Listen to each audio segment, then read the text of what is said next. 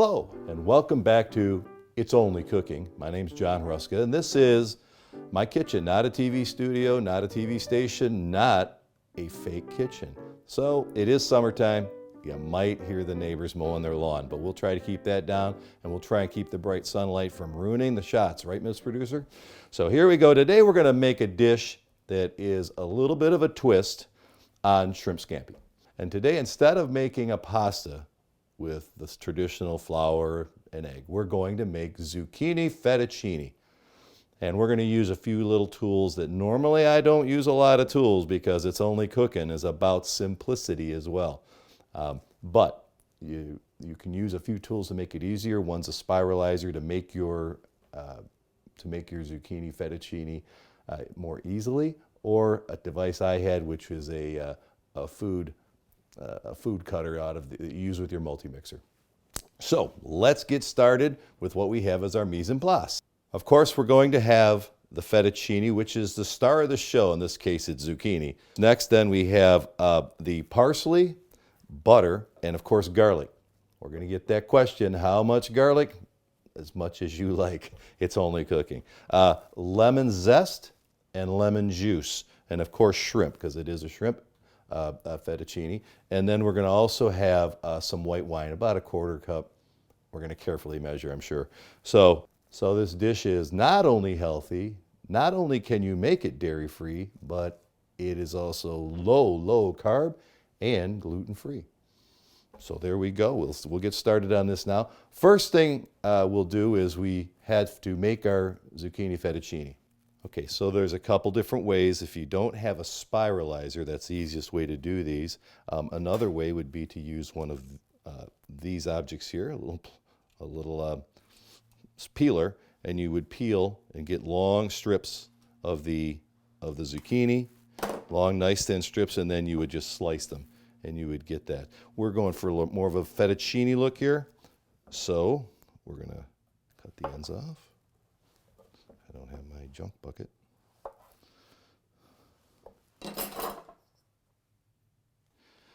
I don't normally recommend products unless they're useful and you need, but this product, the KitchenAid mixer, I highly recommend. These things last forever. I say that, and then we bought a reconditioned one, and we've given it to the producer, and so we have a new one because we like the bigger is better. So pardon the volume and the loud. Works so much easier when you do it right, doesn't it?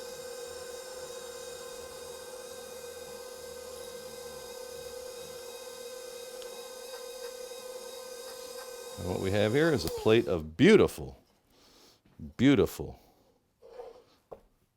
fettuccine or zucchini fettuccine.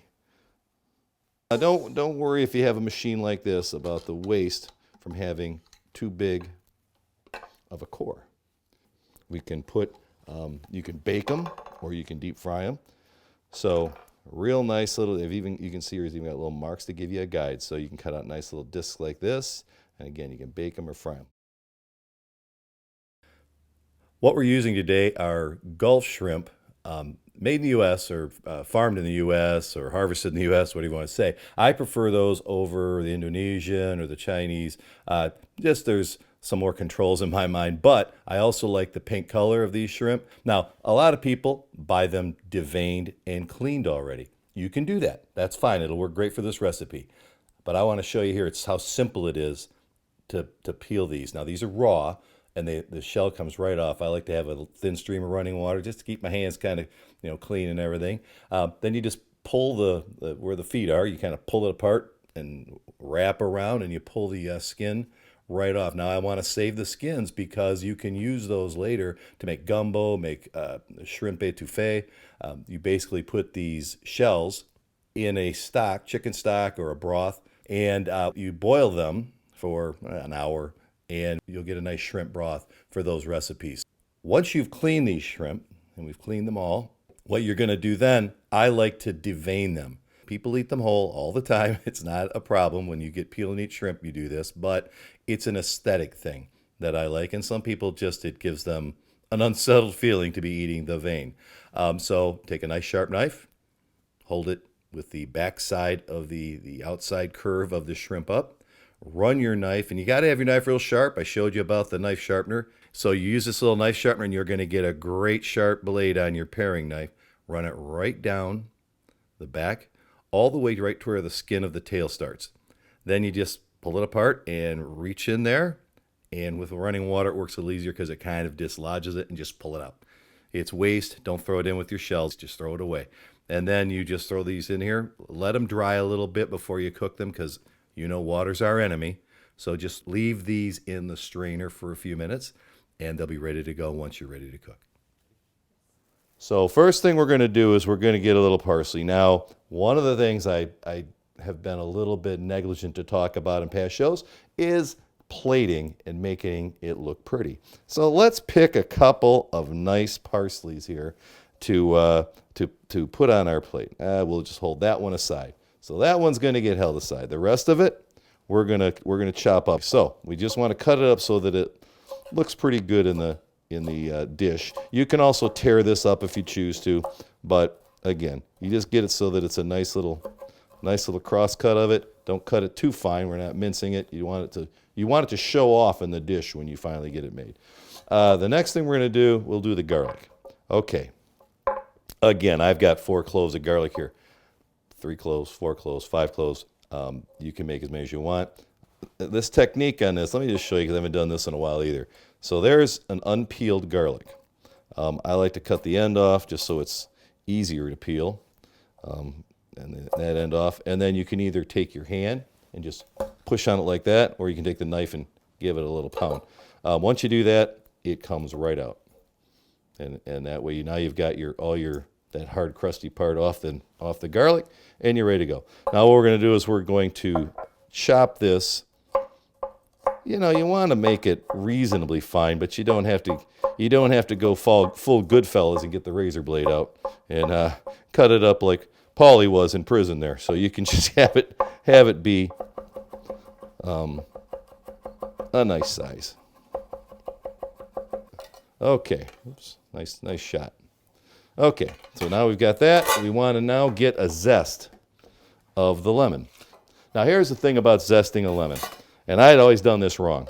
The way it should be done is with the lemon facing you, the zester in between you and the lemon. Because what you don't want is any of the pith, which is the white part. So when you take your zester and you go across it like this, you can see you can get nice yellow zest. You want none of the pith. See that? You're getting close to it there. The reason is that's bitter. And the lemon zest is what makes this dish, along with the lemon juice, what makes it lively. And this is going to be vibrant. And if you hold it down, you see people doing it this way on the zester. That's all bad because you can't see what you're doing. You can't see if you're getting the pith in there. All right, now we've got a nice little perfect amount there. Next thing we do is we want some juice from this same lemon. Again, another presentation thing I'm going to show you here that I'm going to do.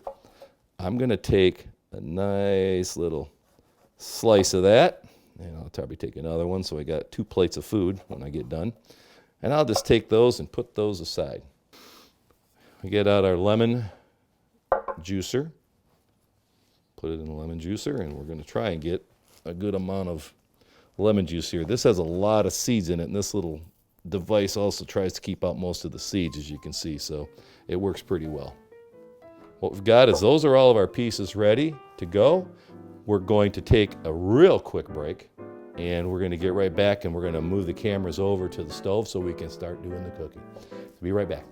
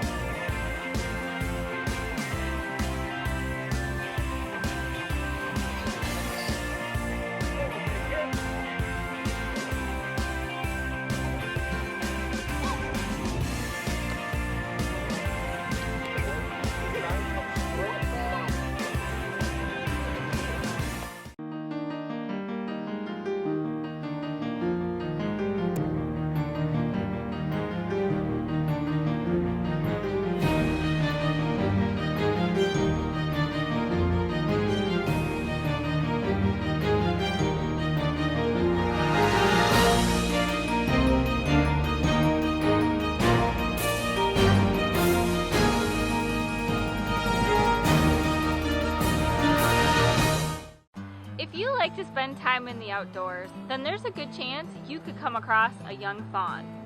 And normally, young fawns are found alone because their mothers place them there to be safe. A young fawn has very little scent, and the mother will only come in just a couple times a day in order to feed it, and leaves quickly so that she doesn't leave behind her scent.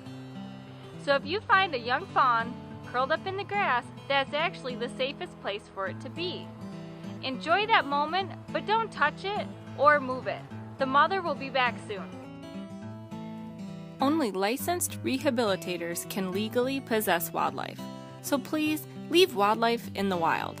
For a list of licensed rehabilitators throughout the state, visit michigan.gov/wildlife.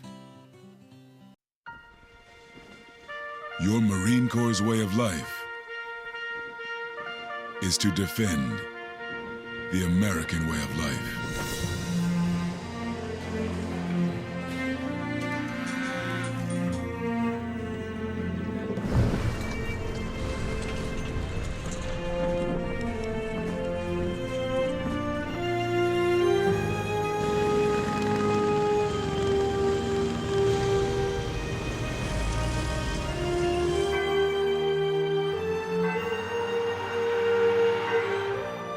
Every day,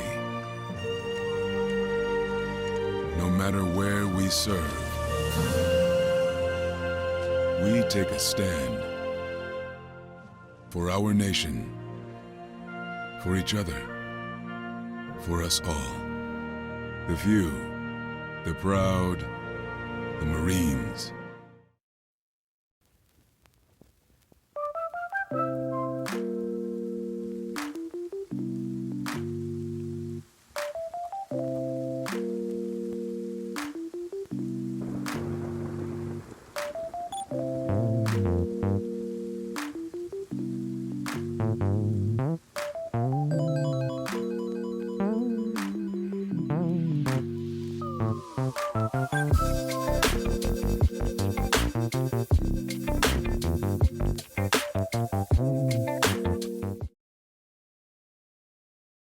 Hi, welcome back.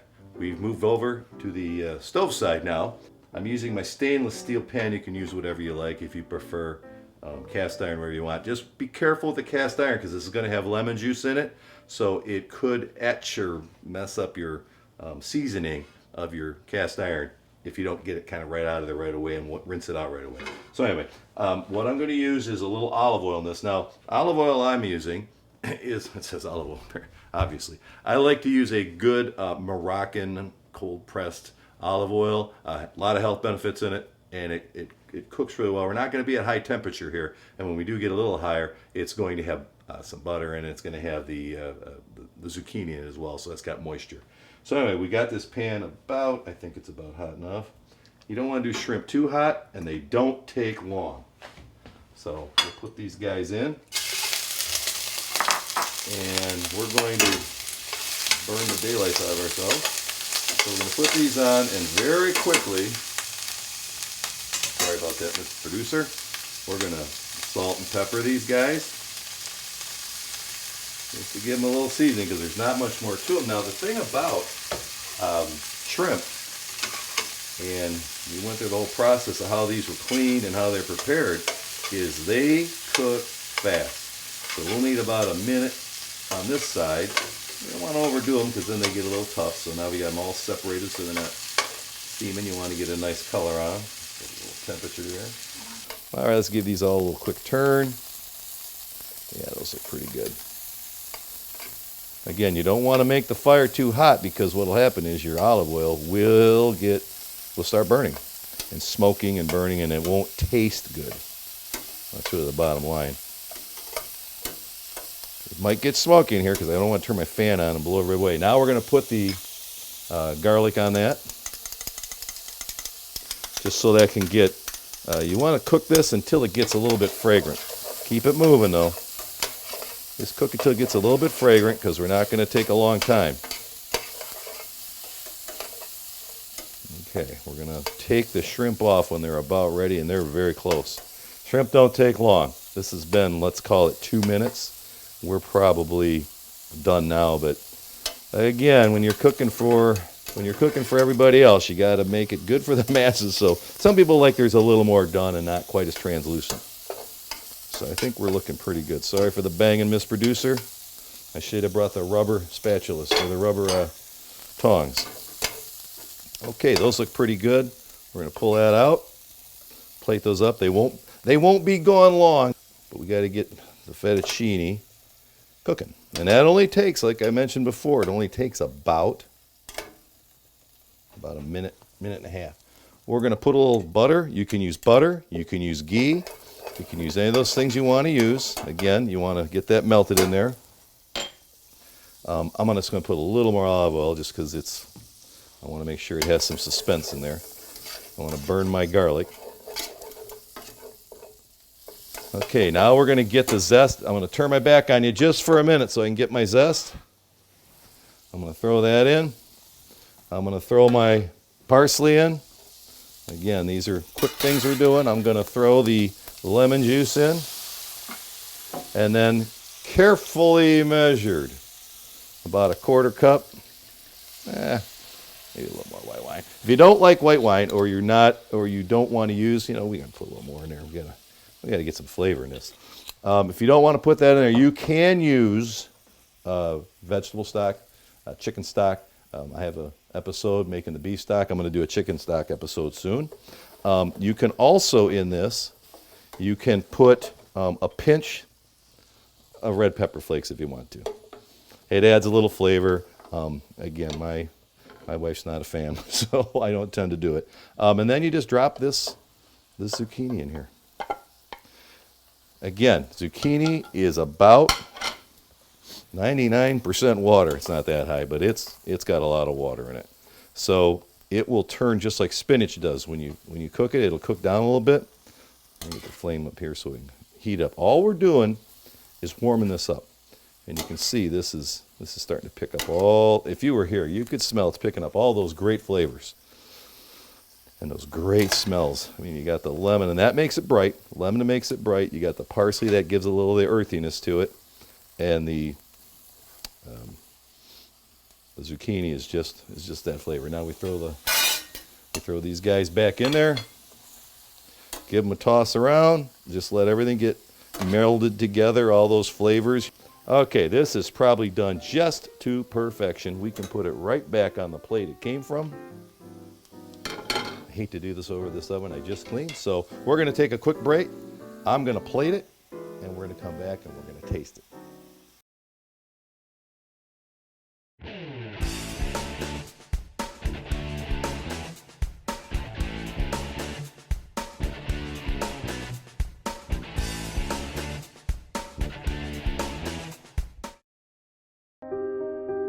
Here's to the things that can keep us safe. Those we use all the time with hardly a thought. Those that are silently standing by to save our lives. And now, those that we carry with us everywhere we go. Many mobile devices will now bring you wireless emergency alerts, real-time information directly from local sources you know and trust. With the unique sound and vibration, you'll be in the know, wherever you are. Canine Stray Rescue is Oxford's own local dog rescue. Each year they take in hundreds of dogs and bring them into suitable homes. A certified nonprofit organization, Canine Dog Rescue strives to give pound dogs a new leash on life. To donate, adopt, or even volunteer, call them at 248-628-0435 or go to their website, dogsaver.org, and click on the Canine Stray Rescue League link.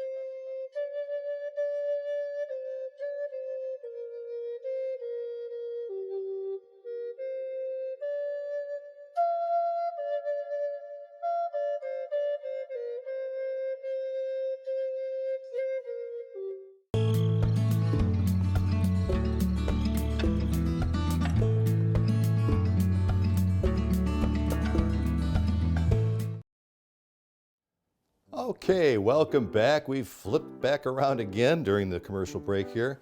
Have everything in its serving bowl, and we're gonna just kind of go through the plating up process, just like regular linguine. You can take this out and give it a nice little twirl to get it on a plate so it looks kind of pretty. Build a little nest out of it there, and then throw a few of your best shrimp on top so the TV makes it look pretty, and so your wife likes it, or your husband likes it, or your boyfriend or girlfriend or whoever. Hopefully not your dog. So at any rate, we put this on here, nice couple of shrimp there. And then, you remember our friend, little Mr. Parsley, and the lemon that we saved from earlier? And we put a nice little curl of lemon there, and put a piece of, and there you have our dish.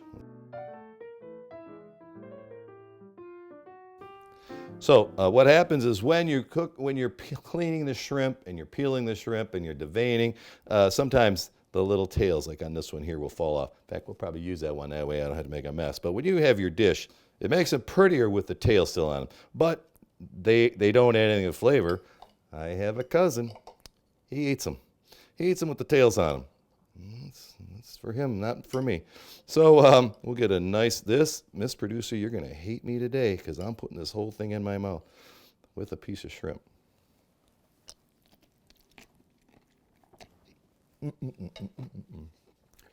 So the zucchini fettuccine it's better than al dente. It's got a nice crunchiness to it, but you can still taste the flavor of it. The butter or the ghee and the olive oil really transmits the flavor. The lemon just gives it that zest. It's bright, it's light. The shrimp are done perfectly. This dish is a total winner anytime you want to make it, and you can make this a night after work with no effort at all. You can actually make the zucchini ahead in the morning or the night before. Just cover it, put it in the fridge, and it should be fine. Might lose a little more water than normal, but it should be fine. The other thing is, if you want to use a spiralizer like I talked about earlier and you do it, it's going to heat up a lot faster than this does, so just keep your eye on it so you don't get mushy. Anyway, thanks again for stopping by to It's Only Cooking, and we'll see you again next time.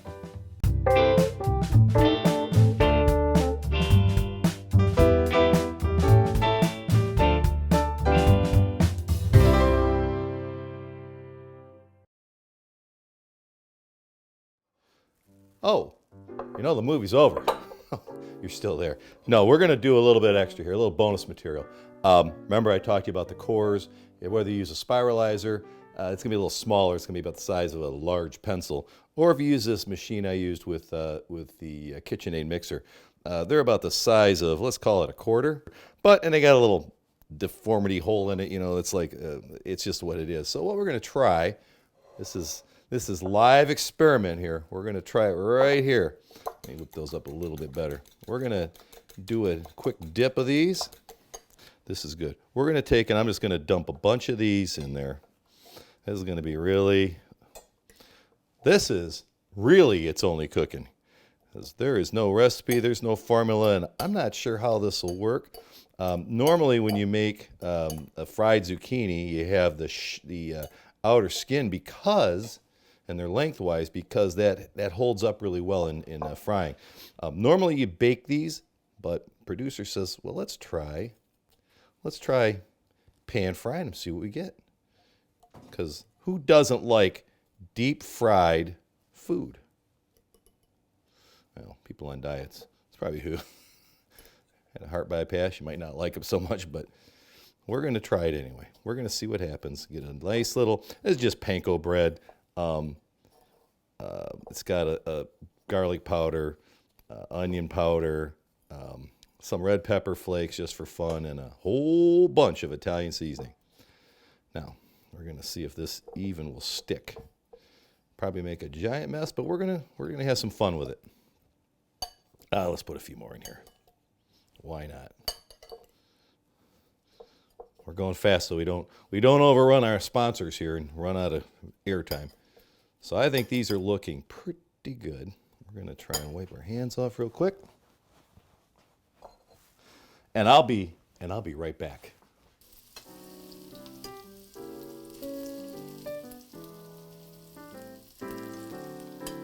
In there. I can probably fit one more. Oh yeah, look at that. Oh, these are like tater tots, man. Oh, I bet these are really good. Oh yeah. All right, we're plating these up now, and we're just trying to make them look pretty. They don't have to be this particular. You can eat them right off the plate.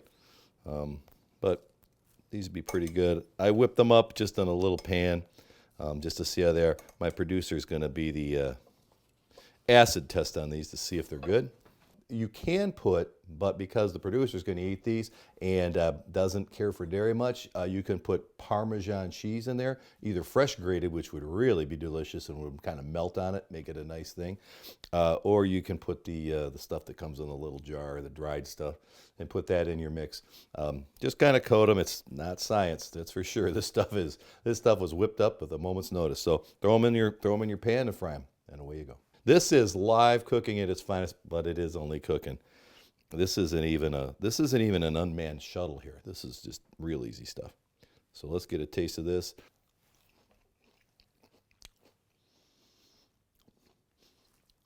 They're delicious. They're delicious. I would probably, if I were to do them, I would cook them just a short time shorter, or I'd get them really cold so that they would stay crunchy, because they're like hash browns right now. It tastes like a hash brown, a much lower calorie hash brown. My producer also says they remind her a bit of calamari, and thought maybe a little marinara would be very good with these little morsels. I'm old school. I think they taste like tater tots. So very good, nice little touch, and a way to use up your scraps and leftovers. Anyway, thank you for staying through for this extra little bit here on It's Only Cooking, and we'll see what other things we can cook up for next time. See you then.